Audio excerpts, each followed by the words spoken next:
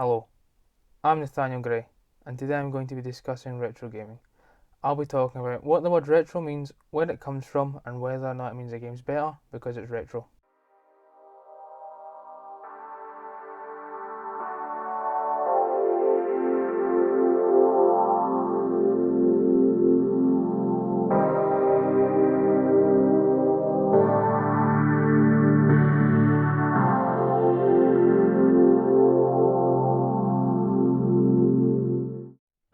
The word retro has been used since the 1970s and it comes from the French word retrograde, which itself comes from the Latin word retrograde, which is a very retro language.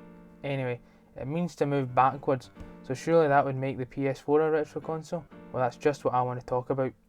Now with that covered, I want to talk about what it means in gaming, as there are quite a few theories I found in the matter. Is it a simple time frame? So for example, say everything after the year 2000 is modern and everything before that is retro? Is it a seal of quality, or is it something more than that? One idea I found really interesting while doing my research was the idea that if you can't plug it into a modern telly, i.e. mine, because it doesn't have a spot for one of these. This is an AV cable, and it was the predecessor to the HDMI. Most modern tellies don't have one anymore, because why would they?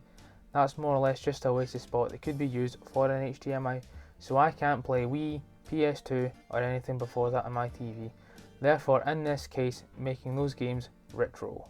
Another idea is that if you can't walk into a shop and buy it brand new for the recommended retail price, then that would make it a retro console. But then surely that makes the PS5 retro, Now I want to talk about that idea I had before, taking us back to the word retrograde, which as mentioned before means to come before.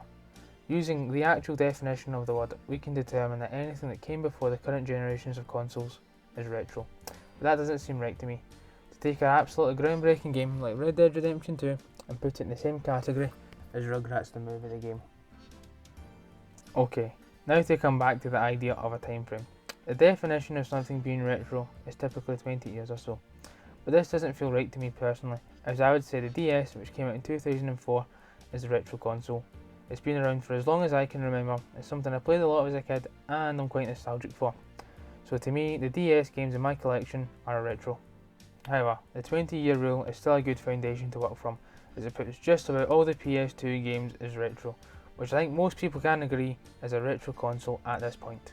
Now I said before about a seal of quality being the defining point of a retro game, because why else would anyone be paying those absolute bonkers prices for a sealed copy of Mario 64, whilst a copy of Red Dead 2 rots away on the shelf of your local supermarket for about 25 quid. Well, I want to have a look at 3 games that came out roughly the same time apart: Punch-Out in 1987, GTA San Andreas in 2004, and Red Dead Redemption 2 in 2018.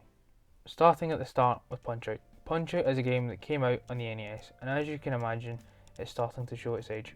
It's a boxing game where you, the character, fight your way through the divisions until you get to the top, which is actually pretty hard, and you can tell this game is old as there isn't much to do other than box. But why would there be? It's a boxing game.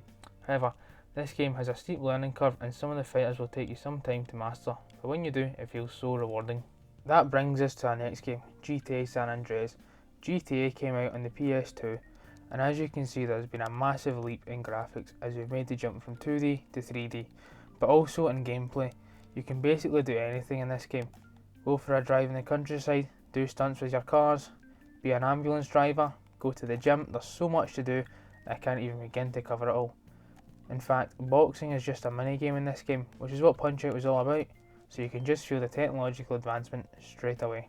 Now we have reached our final game, Red Dead Redemption 2, one of my favourites. This game is far more story based than the other two, and has some of the best graphics ever seen in a game. But we're not comparing graphics, because that would be unfair. We're comparing gameplay, and this game is great for the open world. You can just be riding through the forest on your horse when out of nowhere you're being ambushed by a pack of wolves. But other than graphically, it doesn't feel like we've come that far since GTA San Andreas, which may be why everyone can agree that Punch-Out is definitely a retro game, but GTA might not be. Now, to answer the question on is retro a seal of quality, no. The reason why a sealed copy of Mario 64 goes for so much is because it's not in production anymore and there will never be another copy made, whereas copies of Red Dead 2 are still being produced all the time. But let's ask a gamer what they think makes a game retro. Here I am outside of a retro shop with Joel. Okay, Joe, do you like to play retro games? Yes, I do. So why do you like to play retro games?